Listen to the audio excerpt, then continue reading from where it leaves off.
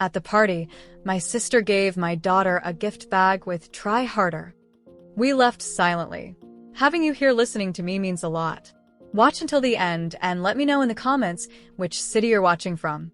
I'm really curious to see how far my story is reaching. We're all going to Hawaii, except you, Ashley. Dad's words hit me like a physical blow. I was standing in the kitchen, drying dishes after Sunday dinner, when he made the announcement as casually as commenting on the weather. The plate in my hands nearly slipped and shattered on the floor. "What do you mean, accept me?" I managed to ask, my voice barely above a whisper. Mom didn't even look up from wiping down the counter. "Someone needs to watch the kids while we're gone. Sarah's 3 little ones and Michael's twins can't just be left alone." I stared at them both, waiting for the punchline, for someone to say this was a joke. But Dad just continued scrolling through his phone, probably looking at flight prices, while Mom started putting away the good china we'd used for dinner. "Why can't Sarah and Michael arrange their own childcare?" I asked, my heart starting to pound. "Or take their kids with them?" Dad finally looked up, his expression showing the mild irritation of someone being questioned about something obvious. "Ashley, you're 30 years old. You don't have a family of your own and you're good with kids. It makes perfect sense." The way he said it, like I was a spinster whose only value was as free childcare, made my chest tighten. Sarah smirked from the living room where she was scrolling through her phone, probably already planning her tropical wardrobe. Michael didn't even pretend to be uncomfortable about the arrangement. "But I've never been to Hawaii," I said quietly. "I've never been anywhere, really." "Well, this trip is for the whole family to reconnect," Mom said, finally turning to face me. "And someone responsible needs to stay behind. You understand, don't you, honey?" The word responsible felt like a slap. All my life, that's what I'd been. Responsible Ashley, reliable Ashley, the one who never caused trouble or asked for anything. The one who was always there when someone needed help, but somehow never quite family enough to be included in the good times. I looked around the room at my family, my parents planning their dream vacation, my sister already researching spa treatments online, my brother calculating how much he'd save on childcare costs. None of them seemed to see anything wrong with leaving me behind like some hired help. "When do you leave?" I asked, my voice hollow. "Next Friday," Dad said, already back to his phone. "We'll be gone for 10 days. The kids will stay here. It's easier than moving all their stuff around." 10 days. They were going to paradise for 10 days while I became a full-time nanny to 6 children under the age of 8. And somehow, this seemed perfectly reasonable to everyone except me. That night, lying in my childhood bedroom in my parents' house, the same room I never quite managed to move out of permanently, I stared at the ceiling and felt something breaking inside me. I was 30 years old, and I'd never lived a single day just for myself. The worst part wasn't even being excluded from the trip. It was the casual way they'd done it, like my feelings didn't matter enough to even consider. Like I wasn't really part of the family I'd spent my entire life serving. I couldn't sleep that night. Every time I closed my eyes, I saw myself at 18, dropping out of college to come home and take care of Mom when she had her hysterectomy. Just for a semester, Dad had promised. Just until she's back on her feet. That was 12 years ago. I never went back to school. There was always something. Mom's recovery took longer than expected. Then Dad needed help with his business during a rough patch. Then Sarah got pregnant and needed someone to help with the baby while she finished her nursing degree. Then Michael's wife left him, and someone had to watch the twins while he worked double shifts to afford child support. Each time, I was the obvious choice. Each time, it was temporary. Each time, my own plans got pushed aside for family emergencies that somehow only I could handle. I rolled over and pulled out my phone, scrolling through old photos. There I was at 22, holding Sarah's newborn while she slept. At 25, helping Michael move into his new apartment after his divorce, his kids clinging to my legs because I was the only stable presence in their chaos. At 28, spending my vacation days taking care of Dad after his knee surgery because Mom couldn't handle the stress. In every family photo, I was there, but always in the background, always holding someone else's child, always making sure everyone else looked perfect while I faded into the margins. I remembered the last relationship I'd had, David, 3 years ago. He'd been patient at first, understanding when I had to cancel dates because of family emergencies. But when I missed his company Christmas party because Sarah needed emergency babysitting, he'd finally had enough. "I feel like I'm dating your entire family," he'd said. "When do I get to date just you?" I hadn't known how to answer that because I wasn't sure there was a just me anymore. I'd been the family helper for so long that I'd forgotten who Ashley was when she wasn't taking care of someone else. The Hawaii announcement wasn't really a surprise. It was just the latest in a long line of moments where my needs came last. But this time felt different. This time, they weren't even pretending I mattered. I thought about Sarah, who'd managed to build a successful nursing career while I covered for her parenting responsibilities. About Michael, who'd gotten promoted twice in the last 5 years while I handled his custody weekends. About my parents, who'd taken 3 vacations in the past 2 years. Vacations I'd helped pay for with the money I saved by living at home and having no social life. They all had lives, dreams, adventures. What did I have? A part-time job at a bookstore, a bedroom full of childhood memories, and the title of most reliable family member, a prize nobody actually wanted to win. The cruel irony was that I'd made myself indispensable by being so dispensable. I was always available because I had nowhere else to be. I was always willing to help because no one had ever taught me it was okay to say no to family. But lying there in the dark, listening to the house settle around me, I realized something that made my stomach clench with a mixture of fear and rage. I'd been playing by rules that only applied to me. While I sacrificed and served and smiled, everyone else had been living their lives without a second thought for mine. The Hawaii trip was just the final proof that I'd never been family. I'd been the help. They left on a Friday morning, all hugs and kisses and last-minute instructions about bedtimes and emergency contacts. Sarah pressed a $20 bill into my hand for pizza like I was the teenage babysitter, not her 30-year-old sister. Mom reminded me 3 times where she kept the children's medicine, and Dad handed me a list of rules typed up like I was watching strangers' kids instead of my own nieces and nephews.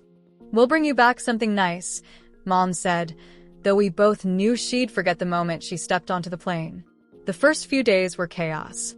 6 kids ranging from 3 to 8 years old, all confused about why their parents had disappeared and why Aunt Ashley was suddenly in charge of everything. I barely slept, juggling diaper changes, homework help, and the constant noise that comes with a house full of children. But by Wednesday, I'd found a rhythm. The kids were actually easier to manage than I'd expected. They just needed consistency and attention, things their actual parents seemed to struggle with. For the first time in years, I felt competent at something. That's when I decided to tackle Mom's disaster of a home office.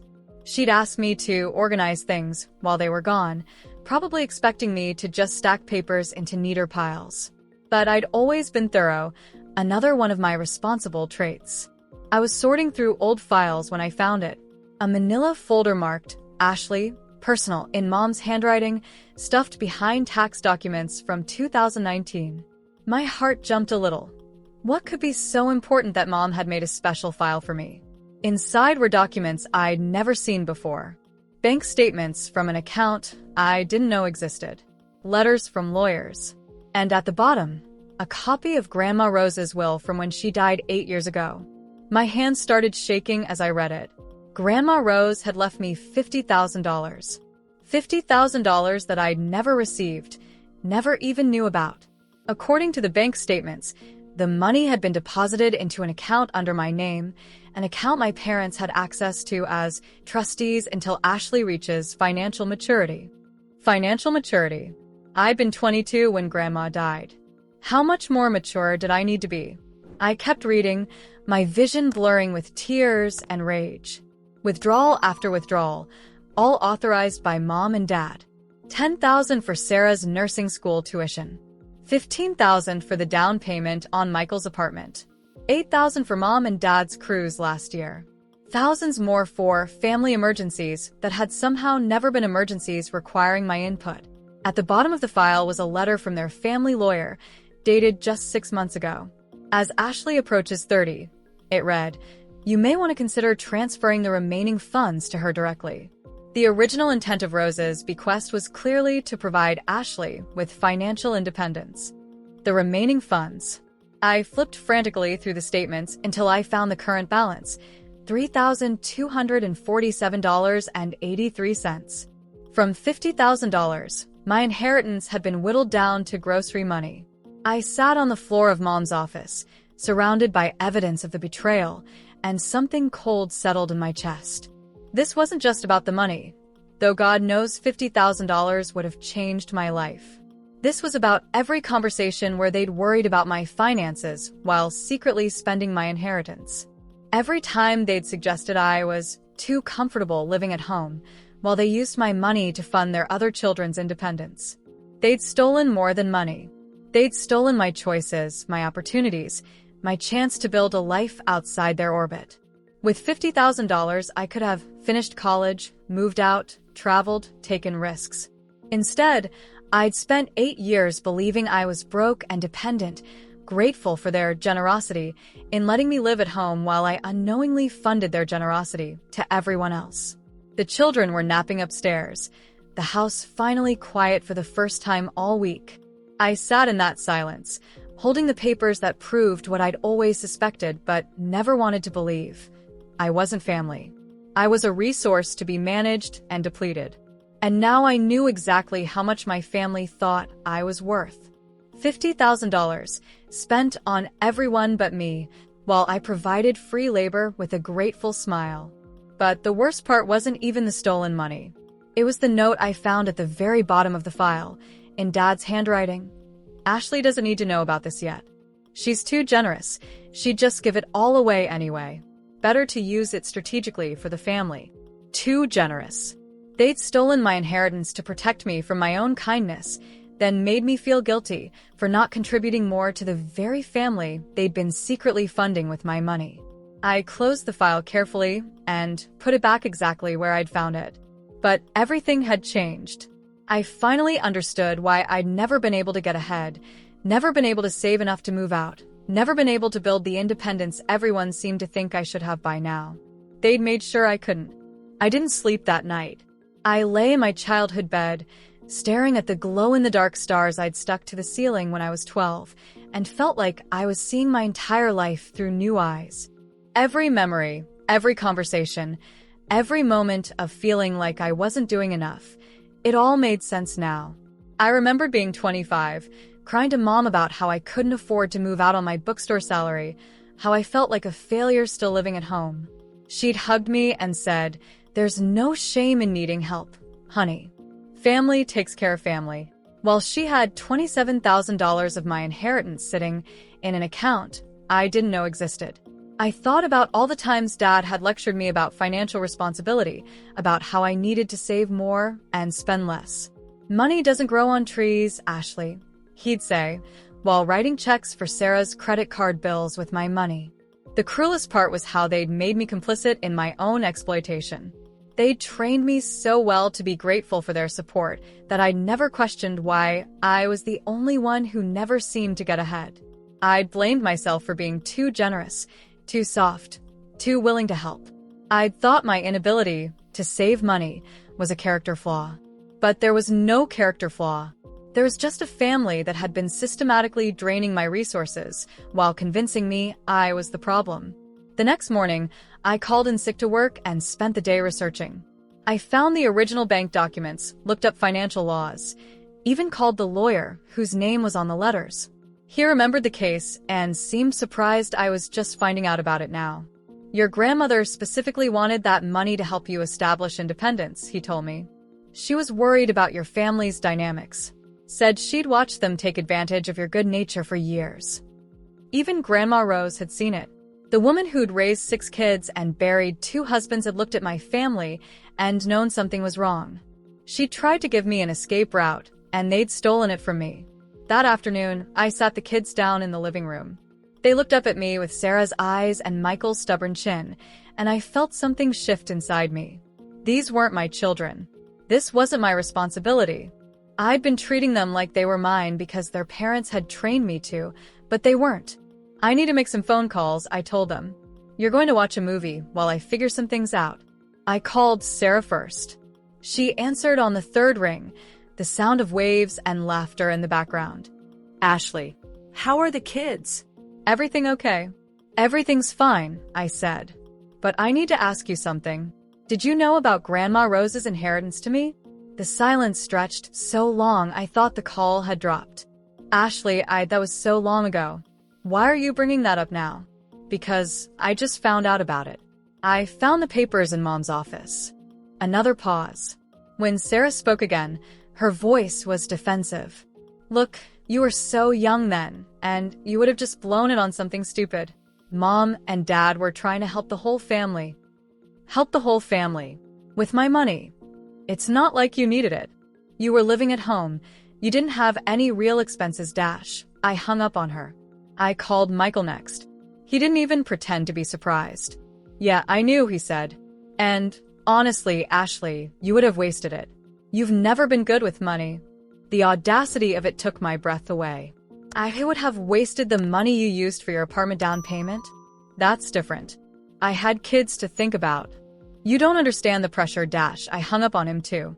That evening, I put the kids to bed early and sat in the kitchen where this whole nightmare had started 4 days ago. The house felt different now, not like home, but like a prison I'd been living in without realizing the bars were there. I thought about David, who tried to love me but couldn't compete with my family's constant demands. About the college courses I'd never finished, the jobs I'd never applied for, because I was too busy being available for emergencies. About the trips I'd never taken, the friendships I'd never developed, the life I'd never lived. I was 30 years old, and I'd spent my entire adult life as an unpaid employee in my own family. They'd stolen my inheritance, my time, my energy, and my dreams. And they'd made me grateful for the privilege. But sitting there in the quiet kitchen, I felt something I hadn't felt in years. Anger. Pure, clean anger that burned away the guilt and the obligation and the desperate need to be needed. For the first time in my life, I wasn't worried about disappointing them. I was furious that they'd disappointed me. They came home on Sunday evening, all sunburned and relaxed, carrying shopping bags full of souvenirs and stories about snorkeling and luau's. I watched them unload their treasures, coffee mugs, t-shirts, bottles of sand, while I stood in the doorway holding Michael's youngest, who'd been crying for his daddy all day. Ashley, how did everything go? Mom asked, pulling a plastic lei from her carry-on bag. The kids weren't too much trouble, were they? Everything was fine, I said, my voice steady. I didn't mention the sleepless nights, the emergency room visit when little Emma fell and needed stitches, or the way I'd handled it all alone while they posted sunset photos on Facebook. Dad ruffled my hair like I was 12 years old. Knew we could count on you, kiddo. You're the best babysitter in the world. Babysitter. Not sister, not daughter. Babysitter. Sarah swooped in to collect her children, hugging them dramatically. Mommy missed you so much. Did you have fun with Aunt Ashley? The kids nodded, but 3-year-old Jake tugged on her dress. Why didn't Aunt Ashley come too? She wanted to see the ocean. Sarah's face flushed slightly. Well, someone had to stay home and take care of you, silly. But why couldn't we all go together? Jake persisted with the brutal honesty of small children. That's enough questions, Sarah said quickly, shooting me a look that I was supposed to understand meant help me out here. But I just stood there, watching her squirm. Over the next few days, I watched my family settle back into their routines. Sarah returned to her nursing job, already planning her next vacation. Michael started dating someone new, a woman he'd met through a work friend. Mom and Dad resumed their retirement activities, golf, book club, dinner out twice a week. And everyone expected me to slip back into my old role, the helpful daughter, the reliable babysitter, the one who asked for nothing and gave everything.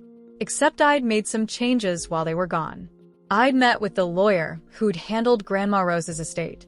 I'd opened my own bank account at a different institution.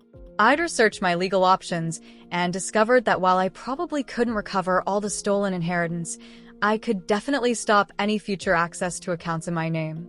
Most importantly, I'd applied for jobs. Real jobs with real salaries, not just the part-time bookstore position I'd kept because it was flexible enough to accommodate family emergencies. The first test came on Thursday when Sarah called. Ashley, I know this is last minute, but could you watch the kids tonight? Brad asked me out, and I haven't been on a proper date since before Hawaii. I took a breath. I can't. I have plans. Silence. Sarah wasn't used to hearing no from me. Plans? What kind of plans? Personal plans. Ashley, come on. It's just for a few hours. The kids love spending time with you. Then maybe you should arrange actual childcare instead of assuming I'm always available. The silence stretched longer this time. When Sarah spoke again, her voice had that sharp edge she used when she wasn't getting her way. I don't understand why you're being so difficult. This isn't like you.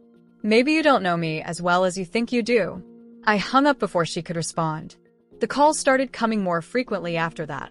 Dad needed help organizing his garage. Mom wanted me to drive her to doctor's appointments. Michael asked if I could watch the twins over the weekend because his new girlfriend wanted to go away together. To each request, I said no. Politely but firmly. No explanations, no apologies, just no. The family was beginning to panic. The confrontation finally came on a Sunday evening. They'd clearly planned it. All of them gathered in the living room, wearing the same concerned expressions they'd used when they'd staged interventions for Michael's drinking and Sarah's credit card debt. "We need to talk," Dad said, his voice serious. "Your mother and I are worried about you." I sat down across from them, the same position I'd been in 3 weeks ago when they'd announced the Hawaii trip. But this time, I felt calm. "Worried about what?" "You've been acting strange since we got back," Mom said. Distant. Unhelpful. "This isn't the Ashley we know." "The Ashley you know," I repeated slowly. "You mean the Ashley who drops everything to solve your problems? The Ashley who never says no? The Ashley who doesn't have a life of her own?" Sarah leaned forward. "Ashley, we're family. Family helps each other." I looked at her for a long moment. "You're right. Family does help each other. So, when exactly were you planning to help me?" "What do you mean?" "We've always been supportive, Dash. With my money," I said quietly. The room went dead silent. I watched the blood drain from Mom's face, saw Dad's jaw clench, noticed how Sarah and Michael suddenly couldn't meet my eyes. "I found the papers," I continued. "I know about Grandma Rose's inheritance. I know how you've been spending it for 8 years while I thought I was too irresponsible to save money." Mom started crying. Dad started making excuses. Sarah and Michael started blaming each other. But I just sat there, watching them panic, feeling nothing but a strange, peaceful clarity. "I've hired a lawyer," I said when their voices died down. "I'm moving out next month, and I'm done being your unpaid help." Dad's face turned red. "After everything we've done for you, Dash, with my own money," I interrupted. "You've supported me with my own inheritance while making me feel grateful for it." I stood up, looking around at their shocked faces one last time. The family babysitter is officially retiring. 6 months later, I stood in the doorway of my own apartment, a cozy one-bedroom place across town with windows that faced east, so I could watch the sunrise every morning. The walls were painted the soft green I'd always loved but never been allowed to choose. The furniture was secondhand, but mine, picked out by me, arranged the way I wanted it. I'd gotten the job at the marketing firm, a position that paid twice what the bookstore had, and actually used my brain. My supervisor had been impressed with my organizational skills and my ability to handle multiple priorities without getting overwhelmed. "You must have extensive experience managing complex situations," she'd said during my interview. If only she knew. The legal battle over my inheritance had been messy, but successful. I'd recovered about $20,000, not the full amount, but enough to start over properly. The lawyer had been right. My grandmother's intentions were clear, and my parents' stewardship had crossed legal lines they'd never bothered to research. My family had gone through predictable stages of reaction. First came anger. How dare I betray their trust, air their private business, make them look bad? Then bargaining. Offers to work something out, promises that things would be different if I just came home. Then came the guilt trips. Mom's health was suffering from the stress. Dad couldn't understand how I could be so cruel to the people who'd raised me. But I'd learned something important during those months of separation. Their emotions weren't my responsibility to manage. Sarah had been the most persistent, calling and texting for weeks with increasingly desperate messages. Her babysitting costs were astronomical, she complained. She couldn't afford to go out anymore. The kids kept asking where Aunt Ashley was. I'd finally agreed to meet her for coffee last month. She'd looked tired, older somehow, without someone else managing the logistics of her life. "I don't understand why you're punishing us," she'd said, stirring her latte with sharp, angry motions. "We made some mistakes, okay? But we're still family." "I'm not punishing anyone," I'd replied. "I'm just not helping anymore. But we need you." And there it was, the truth she'd never been able to say before. They needed me. Not loved, not valued, not appreciated. Needed. "That's not the same thing as wanting me," I'd said gently. "You need a babysitter. You need someone to solve your problems. But when was the last time any of you just wanted to spend time with me? When was the last time you asked about my dreams, my goals, my life?" She hadn't been able to answer. Michael had reached out once, asking if I could help him move to a smaller apartment since he couldn't afford his current place without the family support he'd been receiving. I'd recommended a moving company and wished him luck. My parents had been the hardest to resist, not because I felt guilty, but because I could see how lost they were without me to orchestrate their lives. Dad's business was struggling without my free bookkeeping. Mom seemed genuinely confused about how to function without someone anticipating her needs. But I'd held firm. I sent birthday cards and Christmas gifts. I was polite when they called. But I didn't rush over for emergencies, didn't solve their problems, didn't make myself available for their convenience. The surprising thing was how much I didn't miss it, the constant crisis management, the guilt, the feeling of never being enough. Without all that drama, my life had become surprisingly peaceful. I'd started taking photography classes on weekends. I'd joined a book club where people actually wanted to hear my opinions. I'd even started dating again, carefully, slowly, but with the knowledge that I was a complete person on my own, not someone who needed to be fixed or saved. The best moment had come 3 weeks ago when little Jake, Sarah's youngest, had run up to me at the grocery store. "Aunt Ashley." "Mommy, it's Aunt Ashley." Sarah had appeared behind him, looking embarrassed and uncomfortable. "Hi, Ashley." "Hi," I'd replied, kneeling down to Jake's level. "How are you, buddy?" "I missed you," he'd said with the devastating honesty of a 4-year-old. "Why don't you come to our house anymore?" I glanced up at Sarah, who was studying her shopping list intently. "Well, your mom knows how to reach me if she wants to plan something fun together." Sarah's head had snapped up. "Plan something?" "You know, like when people want to spend time together because they enjoy each other's company, not because they need something." She'd stared at me for a long moment, and I'd seen something shift in her expression. Maybe understanding, maybe respect. Maybe just surprised that I'd grown a backbone. 2 days later, she texted, "Jake wants to go to the zoo Saturday. Want to come? No babysitting, just hanging out." I'd said yes. We'd had a good time, not perfect, but real. Sarah had actually asked about my job, my apartment, my life. She'd apologized, genuinely, for taking me for granted. It wasn't forgiveness exactly, and it certainly wasn't going back to the way things were. But it was a start towards something healthier. Now, sitting in my quiet apartment with a cup of tea and a book I was reading just for pleasure, I thought about the woman I'd been 6 months ago. That Ashley had believed her worth was measured by her usefulness to others. She'd thought love meant sacrifice, family meant obligation, and happiness was selfish. This Ashley knew better. I'd learned that the people who truly love you want you to be happy, not useful. That family should be a source of support, not a drain on your resources. That saying no to the wrong things means you can say yes to the right ones. I was 30 years old, and for the first time in my life, I was living for myself. It was the most beautiful revenge I could have imagined, a life so full and rich that their drama couldn't touch it. And the best part? I was finally, genuinely happy.